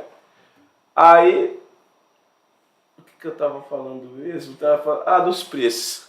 Quando eu vi que os instrumentos começaram a ficar de um jeito que até eu comecei a me impressionar com o que eu estava fazendo, aí eu falei assim, peraí, aí eu comecei a comparar os instrumentos que já estão no mercado com os instrumentos que eu faço hoje, e eu não vou falar para você que o meu instrumento está acima de ninguém, mas ele está lá. Ele tá ali. Ele não tá perdendo nada, não tá ganhando. Eu não acredito nesse negócio de ganhar ou perder, porque Sim. eu acho que um cara fazer o trabalho dele direito e bem feito não é mais que a obrigação dele. É claro, e quando eu faço uma coisa, eu pergunto pra mim mesmo assim, esse você fez, foi o melhor que você pôde fazer? Foi. Por isso que quando eu olho os instrumentos que eu faço no passado, eu não me culpo, não. Às vezes eu vejo que hoje, mas hoje... Não é, cara, as coisas tecnologia mudam, muda, fica melhor. E aí o tempo cada vez você vai ficando melhor, né? Chega ideia nova, chega coisas novas, chega, por exemplo, às vezes eu consigo uma coisa com um fornecedor novo que eu não conseguia antes. Às vezes eu desenvolvo que nem os desenhos que eu faço lá, dos mosaicos, né? Aquele desenho que vai na boca do cavaquinho, eu faço lá uma pecinha de cada vez. Eu monto o desenho dentro daquela... Eu abro uma valinha assim e eu corto as pecinhas, eu escolho como vai ser, eu faço com a pinça e cola e paciência. Depois o cara olha aquilo, o cara fala, caramba, cara, tu faz... Quantas pecinhas vai? Eu falei, cara, vai bastante. Corta cada pecinha. Tu precisa ver, um dia tu vai ter... No Instagram tem, né? Eu vi um vídeo do Cauê, eu vi no Instagram. Tu viu? O Dani quer me mostrar o dele também. Pablo, como tá os trabalhos? Tá contente aí com os trabalhos? Eu tô contente, cara, pra caramba, porque eu vejo cada vez mais o pessoal... Caiu na boca da galera, né? O pessoal fala de mim bastante, né? Assim, nos lugares, né, que eu vou. Todo lugar que eu vou, cara, eu volto com... Eu ainda brinco, né? Às vezes eu vou num samba, no lugar... Volta com encomenda. Se eu não voltar com encomenda, eu volto com um carro cheio de instrumento. Que aí os caras falam assim, o Pablo ali, ele tá ali. Leva pra ele que ele arruma. Aí o cara vem com um, às vezes vem com outro, 2, 3 instrumentos. Fala, leva isso aqui. Faz um orçamento, me passa lá. Cara, eu chego em casa. Às vezes que eu faço, como eu não gosto de deixar instrumento dentro do carro, eu não moro onde eu trabalho, né? Eu trabalho num lugar e moro em outro. Aí eu passo lá no lugar que eu trabalho, descarrego lá, tem muito instrumento lá, cara. Quando eu entro lá, nem eu acredito, né, cara? Aconteceu assim, tu vê... Às vezes eu vejo as pessoas fazer tanta projeção, assim, de querer fazer tanto plano para montar um negócio, e pesquisa, e juntar dinheiro, e cara, eu não fiz nada disso. Nada, eu só fiz. Não pensei como que eu ia comprar nada, se eu ia comprar máquina. O homem capacita os escolhidos, Pablo. O homem capacita os escolhidos. Eu acho que o amor que a gente faz as coisas, que leva a gente assim pra frente, sabe? A fazer. Eu nunca... quando eu comecei a fazer as coisas, cara, eu não tinha máquina. Eu não tinha... Cara, eu não tinha um terço do que eu tenho hoje pra fazer um instrumento. Hoje eu tenho muita... Eu considero que eu tenho muita coisa hoje, porque eu não tinha nada. E o mais importante, você tem o nome aí que é referência, Pablo. O pessoal aí te reconhece. Volto a te repetir, melhor do que ser conhecido é ser reconhecido. É verdade. É bacana que você é reconhecido no mercado. Por isso você está aqui hoje no nosso podcast. Seu nome foi aventado, tá? Esse aqui é o nosso troféu para os campeões da vida, né? Para as pessoas. Cara. Já leva um chapéu aí da Costa do Sol Imobiliária. Obrigado. Para você ir na roda de samba, né? Pablo, o pessoal quiser te seguir, como que é as suas redes sociais? A minha rede social é Pablo Gonzaga Luthier, né? @Pablo Gonzaga Luthier. Tem no Facebook e no Instagram também é igual. E no Facebook também é igual? E se o pessoal quiser te contactar pelo WhatsApp, pode passar? Pode. Qual que é o WhatsApp? Meu WhatsApp é 13 991 73 7933. Vamos repetir, não? Vamos. É 13 991 73 7933. Tá. Gostou do bate-papo, Pablo? Adorei, cara. Nunca tinha participado disso. Passou rápido o tempo? Muito rápido. Já estamos aqui quase 2 horas já falando. Meu Deus. 1h40 já, né, Camille? Você vê que a história é bacana, não precisa cara, contando. Esse trabalho aqui, se for falar disso aqui um dia, não dá, cara. Nem 2, nem 3, é muita coisa. Tem que montar uma série. Uma série, tem que montar uma série. Tem que fazer uma série. O bom é que eu gosto de um samba, Conheço muita gente da área e todo mundo aí, na hora que o seu nome foi colocado, o pessoal, pô, conheço, eu já fiz. Agora você vai num amigo meu, que eu tô lá no Valdeci, que eu toquei muito tempo com ele. O Valdeci também, tô fazendo um cavaquinho pra ele também. Tô. Ele até já queria fazer, fazia tempo, né? Ele falava, já conversava comigo, né? Eu tinha feito um cavaquinho pro Nando, que é nosso amigo que também toca violão. Sim. E aí ele gostou do cavaquinho do Nando, né? O Nando, cara, ele falando do Nando, o Nando foi o cara que mais me divulgou assim também, um dos caras que todo mundo me ajudou, mas o Nando, cara, ele fala, caramba, tem que comprar do Pablo, vai lá ver o dele. Até hoje ele faz isso, né, cara? Pô, obrigado, viu, Nando? Você é um anjo, viu, cara? É um anjo. Cara, ele fala... O Oswaldinho foi lá com ele também. Eu entreguei um cavaquinho pro Oswaldinho do Cavaco também. O que toca com a Rafa? Entreguei pra ele. A Rafa Laranja esteve aqui conosco aqui também. Ele tá tocando com a Didi agora, eu acho, né? O Oswaldinho. Acho que sim. Eu não sei, ele toca com todo mundo, né, cara? Ele foi lá também, foi meio desconfiado, assim, né? Os caravans, escolhendo, fala, pô, mas tu vai fazer, cara? Como que é? E tal. Aí a gente começa a mostrar, hoje em dia eu tenho instrumento para mostrar. Eu não tenho instrumento à pronta entrega, se o pessoal me fala muito disso, né? Mas você tem que tentar em produção, né? Não, mas é que então, cara, toda vez que eu tô tentando fazer isso, não sei, vem alguém, encomenda, aí o instrumento já tá lá, eu não consigo ainda dar conta de, tipo assim, só se eu parar de vender mesmo e falar assim, não vou vender mais. Eu não consigo fazer isso, né? As pessoas vão lá, então acaba que tudo sai por encomenda. Hoje tá mais rápido, né? Tá indo um pouco mais, mas no começo eu já cheguei a demorar assim, sei lá, 6 meses, 8 meses. Afinal de contas, o tempo, a gente vai aprendendo a forma de fazer e vai escalando, e agora você tem já tá formando a luthier aí. Não, é porque hoje eu trabalho integralmente nisso, cara. Todo dia, dedicado, né? O dia todo. Antes era um trabalho que eu fazia à noite. E você aprendeu a desenvolver, como mesmo você falou, vários simultaneamente, cada um numa coisa. Deixa a colinha daquele, aquele vai curando, aquele só amanhã. Porque é o detalhe, né? Assim, por isso que cada um é único, né? Não é que eu faço um monte de uma vez, mas quando chega na parte já de que ele tá prontinho lá, que tá montado, aí eu fico só nele, porque aí eu gosto de dar atenção para aquele instrumento até a hora que concluir e tal. Aí é um de cada vez. Né? Podemos dizer que cada instrumento feito pelo Pablo são únicos? Não, acho que nem eu consigo fazer igual depois. Nenhum som é igual ao do outro? Não, é assim, eles são parecidos, mas se for prestar atenção, a gente que toca, a gente se atenta nisso. Tem uns que se destacam mais em uma coisa, outros mais em outras. Cada um tem uma coisa... Acredito eu que outro não tenha. Não que eles sejam melhores ou piores. Mas é como fosse como é que chama? A personalidade. Eles têm personalidade. A identidade, a digital. Cada um tem a sua digital. Eles têm isso. Agora, por que tem? Já ia Porque a gente faz tudo igual. É um barato, cara. A gente faz tudo igual, do mesmo jeito. Assim, igual não. Eu não faço instrumento igual. Todo instrumento que eu faço, alguma coisa eu mudo. Pode ser uma coisa pequena, mas eu vou lá e... esse aqui eu vou fazer isso. E muda mesmo. Aí eu sinto que... Mudou. Aí eu escolho se eu vou continuar fazendo aquilo ou não. Ou se eu vou usar aquilo em algo mais... Sabe, é como se a gente fosse aprendendo a domar a coisa, assim, que é indomável, né? Mas a gente acha que... A gente tenta chegar lá, né? Pablo, espero que a tua história...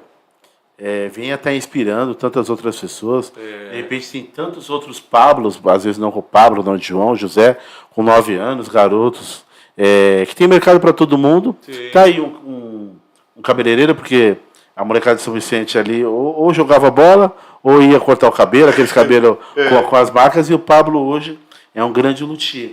Eu queria que você olhasse para aquela câmera e deixasse uma mensagem para o pessoal, do fundo aí do seu coração, fica à vontade. Legal. Poxa, eu queria agradecer, né, a todos aqui que deram essa oportunidade de eu estar falando um pouco do meu trabalho, né? E dizer também para as pessoas aqueles que querem aprender, né, uma profissão como essa, né? Hoje em dia tem curso e tudo, eu não fiz. Mas acho que tudo vai do amor, né? Que eu acredito muito nisso. Se a pessoa amar o que faz, esse é o diferencial, né? Eu acho que o detalhe é esse. Quando a pessoa ama o que faz, é impossível dar errado, né? Eu acho que as coisas conspiram mesmo a favor e é isso. Agradecer a todos aí, muito obrigado. Gostou, Pablo? Adorei, cara, foi legal. Então tá. Já tô preparado pra... Agora já tirou aí, já tá estreado para os próximos podcasts. Né? Tu vê que barato, cara. Esse negócio que assim, eu sempre tô fazendo coisas assim, né, de gravar. Já gravei um monte de coisa, assim, programas, né, de televisão e tal, mas eu nunca falo nada. Toda vez que o cara vem, eu apareço, mas... Não falando. Cara, toda vez que vem um cara com o microfone, eu falo, ó, fala com ele ali, ele que... É que nessa água aqui tem uma essência que ela abre a pessoa fica falante. Eu falo pra caramba, cara, mas tipo assim, dependendo assim, com câmera, eu sou... Parece que não, porque às vezes a gente toca, né, em palco, um monte de gente, grava programas, às vezes, em televisão e tal, acho que a gente é mó desinibido, né? Eu não, cara, eu tenho vergonha pra caramba, cara. Tenho medo também. Às vezes eu olho assim, mas é esse negócio aí que a gente vai por causa disso, né? Quando eu cheguei aqui, eu cheguei meio assim, eu falei, caramba, onde que é? Ainda fiquei olhando assim, aí fora, né? A praia, eu falei, caramba, cara, o que eu vou falar, né, bicho? Eu fiquei pensando isso em casa, né? O que esse cara... Eu falei pra minha mulher, o que ele me perguntar, eu respondo, vamos lá. É que nem desenvolver os seus luthiers lá. A gente vai reagindo, vai fazendo junto, e isso que importa. Mais uma vez te agradecer, muito obrigado, que você continue inspirando aí as pessoas, os nossos amigos, tá? Mas antes de terminar, eu termino aqui com o ritual. Nosso podcast aqui intitulado Do Caos ao Case. Eu vou falar, olhando para aquela câmera ali, ó, do caos e você é o case, beleza? Vamos lá.